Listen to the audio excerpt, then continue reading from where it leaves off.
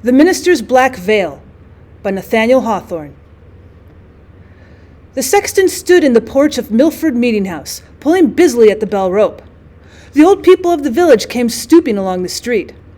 Children with bright faces tripped merrily beside their parents or mimicked a graver gait in the conscious dignity of their Sunday clothes. Spruce bachelors looked sidelong at the pretty maidens and fancied that the Sabbath sunshine made them prettier than on weekdays. When the throng had mostly streamed into the porch, the sexton began to toll the bell, keeping his eye on the Reverend Mr. Hooper's door. The first glimpse of the clergyman's figure was a signal for the bell to cease its summons. "But what has good Parson Hooper got upon his face?" cried the sexton in astonishment. All within hearing immediately turned about and beheld the semblance of Mr. Hooper, pacing slowly his meditative way toward the meeting house. With one accord they started, expressing more wonder than if some strange minister were coming to dust the cushions of Mr. Hooper's pulpit. "Are you sure it is our parson?" inquired Goodman Gray of the sexton. "Well, of a certainty, it is good Mr. Hooper," replied Mr. Sexton. "He was about to exchange pulpits with Parson Shute of Westbury, but Parson Shute sent to excuse himself yesterday, being to preach a funeral sermon." The cause of so much amazement may appear sufficiently slight. Mr. Hooper, gentlemanly person of about 30, though still a bachelor, was dressed with due clerical neatness, as if a careful wife had starched his band and brushed the weekly dust from his Sunday's garb. There was but one thing remarkable in his appearance. Swathed about his forehead, hanging down over his face, so low as to be shaken by his breath, Mr. Hooper had on a black veil.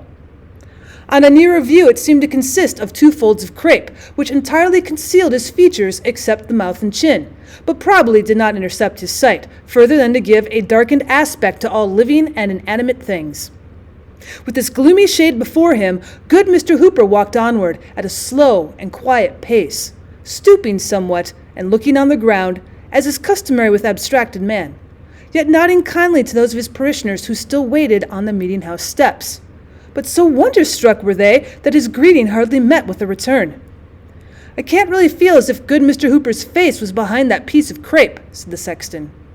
"I don't like it," muttered an old woman as she hobbled into the meeting-house. "He has changed himself into something awful, only by hiding his face." "Our parson has gone mad!" cried Goodman Gray, following him across the threshold. A rumor of some unaccountable phenomenon had preceded Mr. Hooper into the meeting-house and set all the congregation astir. Few could refrain from twisting their head toward the door. Many stood upright and turned directly about, while several little boys clambered upon the seats and came down again with a terrible racket. There was a general bustle, a rustling of the women's gowns and shuffling of the men's feet, greatly at variance with that hushed repose which should attend the entrance of the minister. But Mr. Hooper appeared not to notice at the perturbation of his people. He entered with an almost noiseless step, bent his head mildly to the pews on each side, and bowed as he passed his oldest parishioner, a white-haired great-grandsire, who occupied an armchair in the center of the aisle. It was strange to observe how slowly this venerable man became conscious of something singular in the appearance of his pastor.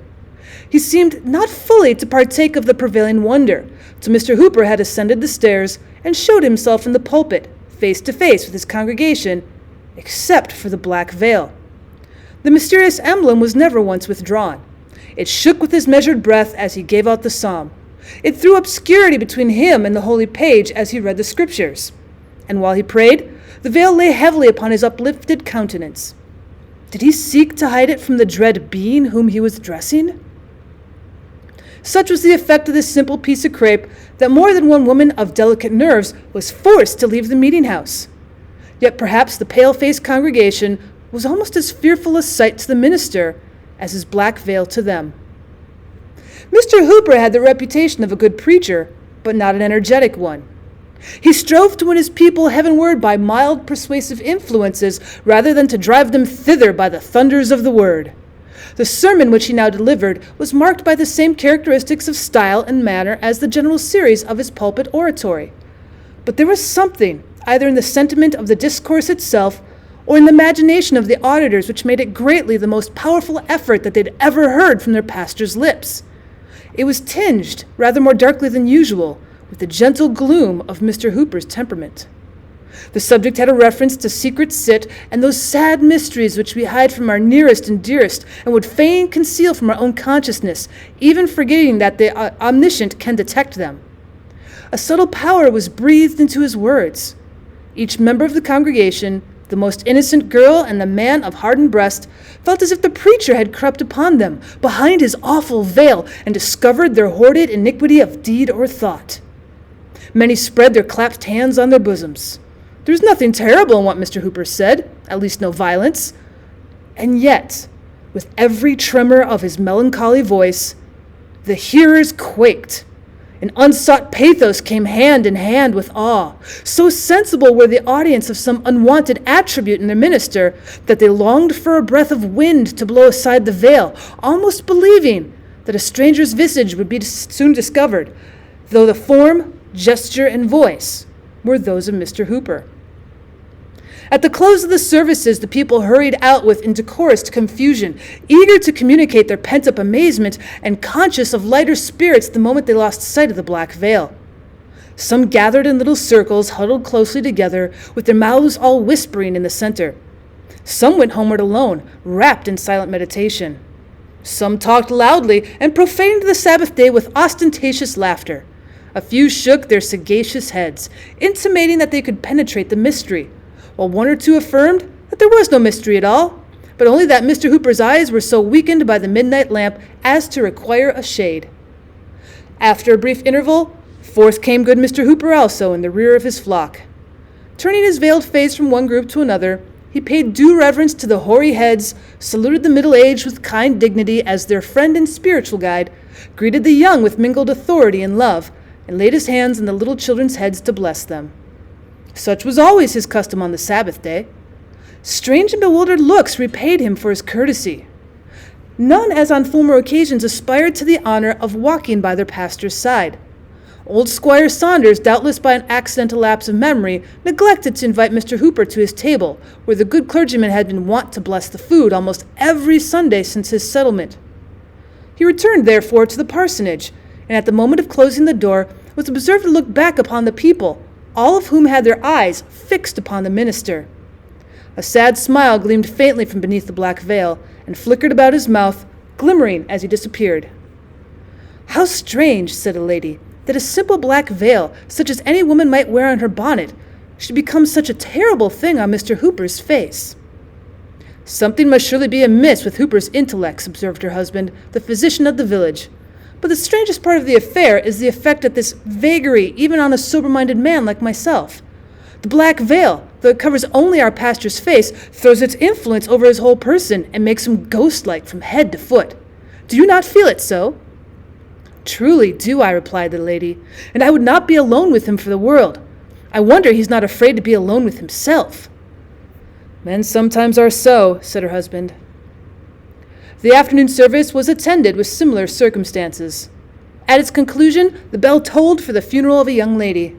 The relatives and friends were assembled in the house, and the more distant acquaintances stood about the door, speaking of the good qualities of the deceased, when their talk was interrupted by the appearance of Mr. Hooper, still covered with his black veil. It was now an appropriate emblem. The clergyman stepped into the room where the corpse was laid, and bent over the coffin to take a last farewell of his deceased parishioner.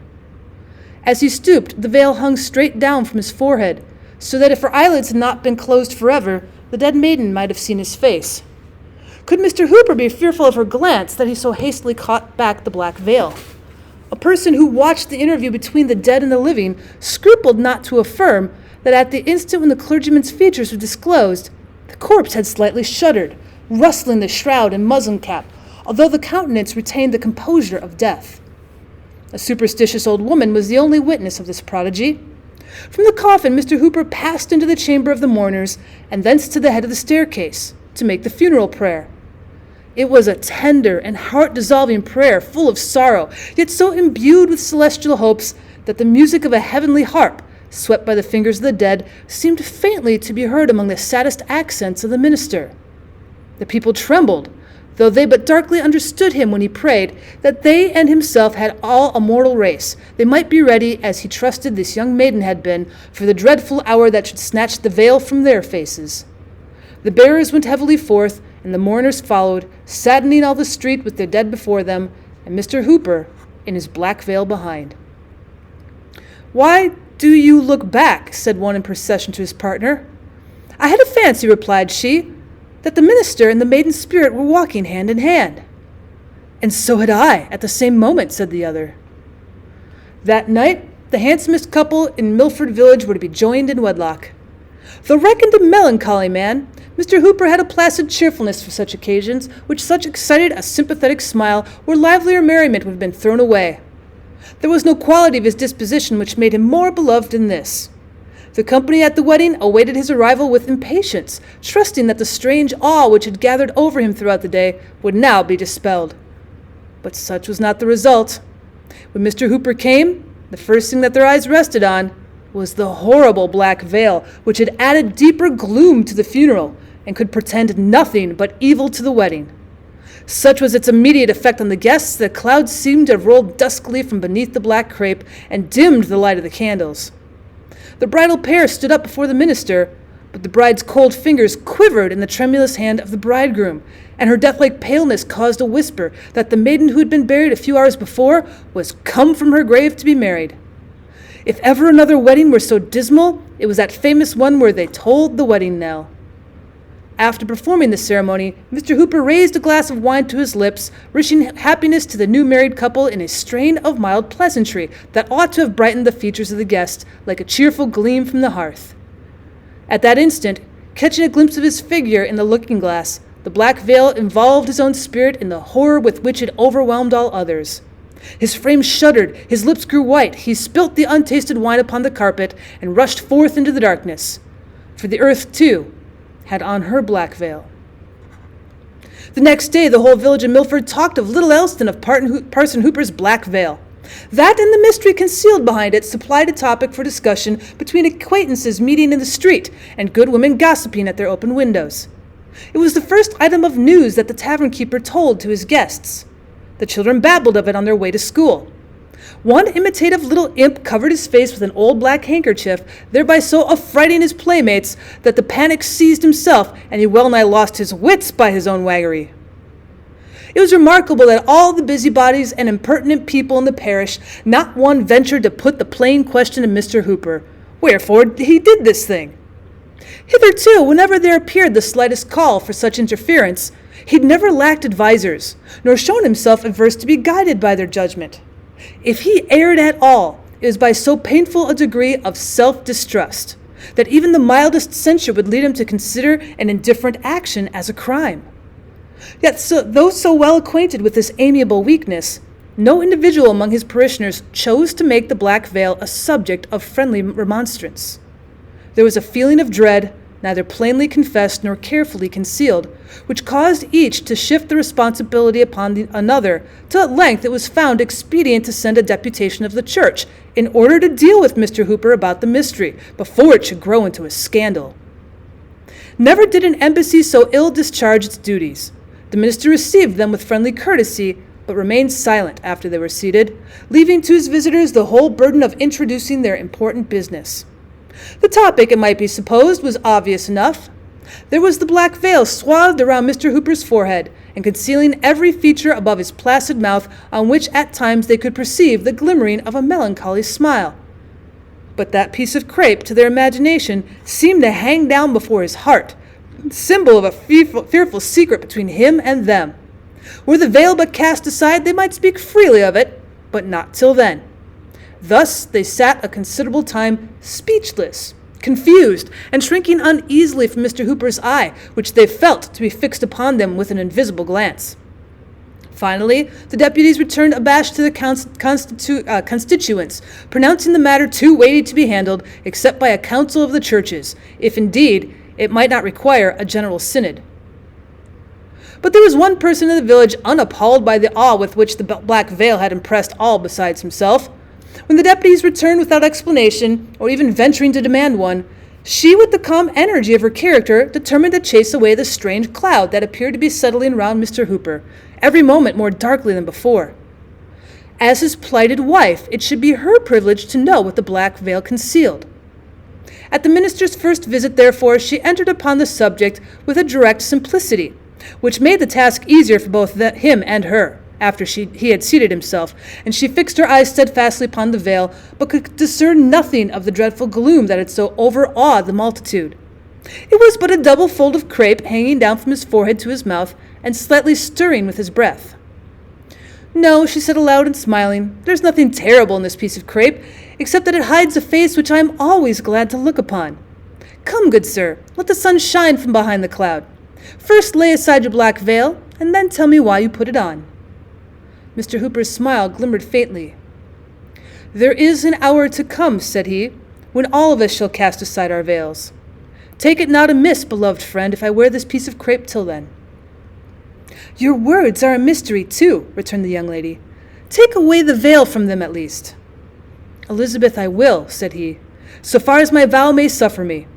Know then this veil is a type and a symbol, and I am bound to wear it ever, both in light and darkness, in solitude and before the gaze of multitudes, and as with strangers, so with my familiar friends. No mortal eye will see it withdrawn. This dismal shade must separate me from the world. Even you, Elizabeth, can never come behind it." "What grievous affliction hath befallen you," she earnestly inquired, "that you should thus darken your eyes forever?" "If it be a sign of mourning," replied Mr. Hooper, "I, perhaps, like most other mortals, have sorrows dark enough to be typified by a black veil." "But what if the world will not believe it is the type of an innocent sorrow?" urged Elizabeth. "Beloved and respected as you are, there may be whispers that you hide your face under the consciousness of secret sin. For the sake of your holy office, do away with this scandal." The color rose into her cheeks, and she intimated the nature of the rumors that were already abroad in the village. But Mr. Hooper's mildness did not forsake him. He even smiled again, that same sad smile which always appeared like a faint glimmering of light proceeding from the obscurity beneath the veil. "If I hide my face for sorrow, there is cause enough," he merely replied, "and if I cover it for secret sin, what mortal might not do the same?" And with this gentle but unconquerable obstinacy did he resist her entreaties. At length Elizabeth sat silent. For a few moments she appeared lost in thought, considering probably what new methods might be tried to withdraw her foyer from so dark a fancy, which, if it had no other meaning, was perhaps a symptom of mental disease. Though of a firmer character than his own, the tears rolled down her cheeks. But in an instant, as it were, a new feeling took the place of sorrow. Her eyes were fixed insensibly on the black veil, when, like a sudden twilight in the air, its terrors fell around her. She arose and stood trembling before him. "And do you feel it then at last?" said he mournfully. She made no reply, but covered her eyes with her hand and turned to leave the room. He rushed forward and caught her arm. "Have patience with me, Elizabeth," cried he passionately. "Do not desert me, though this veil must be between us here on earth. Be mine, and hereafter there shall be no veil over my face, no darkness between our souls. It is but a mortal veil. It is not for eternity. Oh, you know not how lonely I am and how frightened to be alone behind my black veil. Do not leave me in this miserable obscurity forever." "Lift the veil but once and look me in the face," said she. "Never, it cannot be," replied Mr. Hooper. "Then farewell," said Elizabeth. She withdrew her arm from his grasp and slowly departed, pausing at the door to give one long shuddering gaze that seemed almost to penetrate the mystery of the black veil. But even amid his grief, Mr. Hooper smiled to think that only a material emblem had separated him from happiness, though the horrors of which it shadowed forth must be drawn darkly between the fondest of lovers. From that time, no attempts were made to remove Mr. Hooper's black veil, or by a direct appeal to discover the secret which it was supposed to hide. By persons who claimed a superiority to popular prejudice, it was reckoned a more eccentric whim, as often mingles with the sober actions of men otherwise rational, and tinges them all with its own semblance of insanity. But with the multitude, good Mr. Hooper was irreparably a bugbear. He could not walk the street with any peace of mind, so conscious was he that the gentle and timid would turn aside to avoid him, and that others would make it a point of hardihood to throw themselves in his way. The impertinence of the latter class compelled him to give up his customary walk at sunset to the burial ground. For when he leaned pensively over the gate, there would always be faces behind the gravestones, peeping at his black veil. A fable went the rounds that the stare of the dead people drove him thence. It grieved him to the very depth of his kind heart to observe how the children fled from his approach, breaking up their merriest sports, while his melancholy figure was yet afar off. Their instinctive dread caused him to feel more strongly than aught else that a preternatural horror was interwoven with the threads of the black crape. In truth, his own antipathy to the veil was known to be so great that he never willingly passed before a mirror nor stooped to drink at a still fountain, lest in its peaceful bosom he should be affrighted by himself. This was what gave plausibility to the whispers that Mr. Hooper's conscience tortured him for some great crime too horrible to be entirely concealed, or otherwise than so obscurely intimated. Thus from beneath the black veil there rolled a cloud into the sunshine, an ambiguity of sin or sorrow which enveloped the poor minister, so that love or sympathy could never reach him. It was said that ghost and fiend consorted with him there. With self-shudderings and outward terrors, he walked continually in its shadow, groping darkly within his own soul, or gazing through a medium that saddened the whole world. Even the lawless wind, it was believed, respected his dreadful secret and never blew aside the veil. But still good Mr. Hooper sadly smiled at the pale visages of the worldly throng as he passed by. Among all its bad influences, the black veil had the one desirable effect of making its wearer a very efficient clergyman. By the aid of his mysterious emblem, for there was no other apparent cause, he became a man of awful power over souls that were in agony of sin. His converts always regarded with a dread peculiar to themselves, affirming, though but figuratively, that before he brought them to celestial light, they'd been with him behind the black veil. Its gloom indeed enabled him to sympathize with all dark affections. Dying sinners cried aloud for Mr. Hooper, and would not yield their breath till he appeared, though ever as he stooped to whisper consolation, they shuddered at the veiled face so near their own. Such were the terrors of the black veil, even when death had bared his visage. Strangers came long distances to attend service at his church with the mere idle purpose of gazing at his figure, because it was forbidden them to behold his face. But many were made to quake ere they departed. Once during Governor Belcher's administration, Mr. Hooper was appointed to preach the election sermon. Covered with his black veil, he stood there before the chief magistrate, the council, and the representatives, and wrought so deep an impression that the legislative measures of that year were characterized by all the gloom and piety of our earliest ancestral sway. In this manner Mr. Hooper spent a long life, irreproachable in outward act, yet shrouded in dismal suspicions.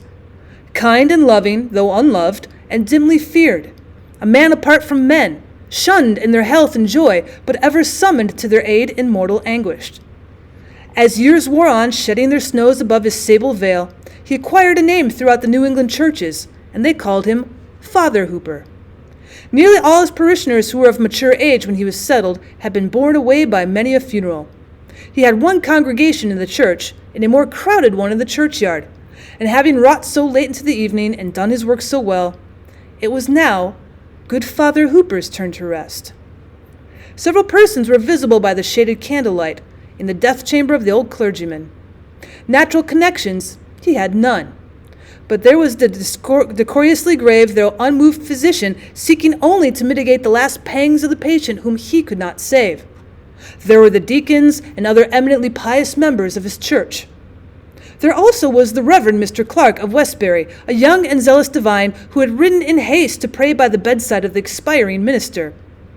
There was the nurse, no hired handmaiden of death, but one whose calm affection had endured thus long in secrecy, in solitude amid the chill of age, and would not perish even at the dying hour. Who else but Elizabeth? And there lay the hoary head of good Father Hooper upon the death pillow, with the black veil still swathed about his brow, and reaching down over his face, so that each more difficult gasp of his faint breath caused it to stir.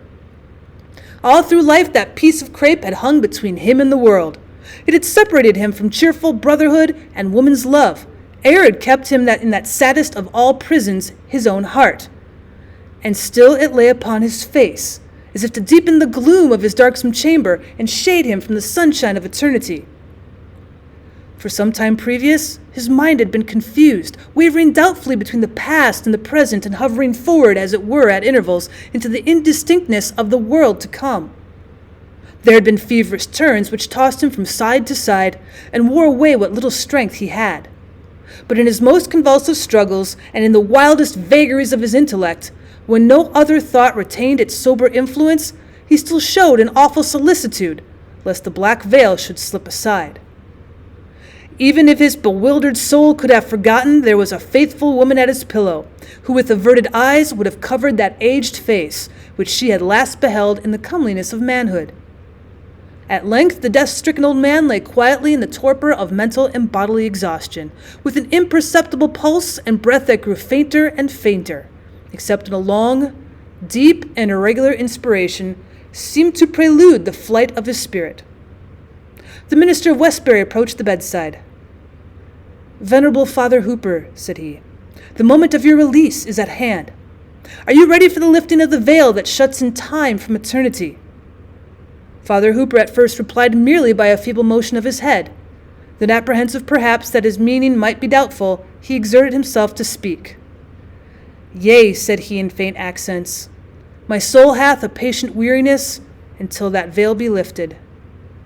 "And is it fitting," resumed the Reverend Mr. Clark, "that a man so given of prayer, of such a blameless example, holy in deed and thought so far as mortal judgment may pronounce, is it fitting that a father in the church should leave a shadow on his memory that may seem to blacken a life so pure? I pray you, my venerable brother, let not this thing be. Suffer us to be gladdened by your triumphant aspect as you go to your reward. Before the veil of eternity be lifted, let me cast aside this black veil from your face." And thus speaking, the Reverend Mr. Clark bent forward to reveal the mystery of so many years. But exerting a sudden energy that made all the beholders stand aghast, Father Hooper snatched both of his hands from beneath the bedclothes and pressed them strongly on the black veil, resolute to struggle if the minister of Westbury should contend with the dying man. "Never!" cried the veiled clergyman. "On earth, never!" "Dark old men!" exclaimed the affrighted minister. "With what horrible crime upon your soul are you now passing on to the judgment?" Father Hooper's breath heaved. It rattled in his throat, but with a mighty effort, grasping forward with his hands, he caught hold of life and held it back till he should speak. He even raised himself in bed, and there he sat, shivering with the arms of death around him, while the black veil hung down, awful at that last moment in the gathered terrors of a lifetime. And yet the faint, sad smile so often there now seemed to glimmer from its obscurity and linger on the Father Hooper's lips. "Why do you tremble at me alone?" cried he, turning his veiled face round the circle of pale spectators. "Tremble also at each other's. Have men avoided me, and women shown no pity, and children screamed and fled only for my black veil? What but the mystery of which it obscurely typifies has made this piece of crape so awful? When the friend shows his inmost heart to his friend, the lover to his best beloved, when man does not vainly shrink from the eye of his Creator, loathsomely treasuring up the secret of his sin, then deem me a monster, for the symbol beneath which I have lived and die. I look around me, and lo, on every visage a black veil." While his auditors shrank from one another in mutual affright, Father Hooper fell back upon his pillow, a veiled corpse, with a faint smile lingering on his lips. Still veiled, they laid him in his coffin. In a veiled corpse they bore him to the grave. The grass of many years has sprung up and withered on that grave. The burial stone is moss-grown, and good Mr. Hooper's face is dust. But awful is still the thought that it mouldered beneath the black veil.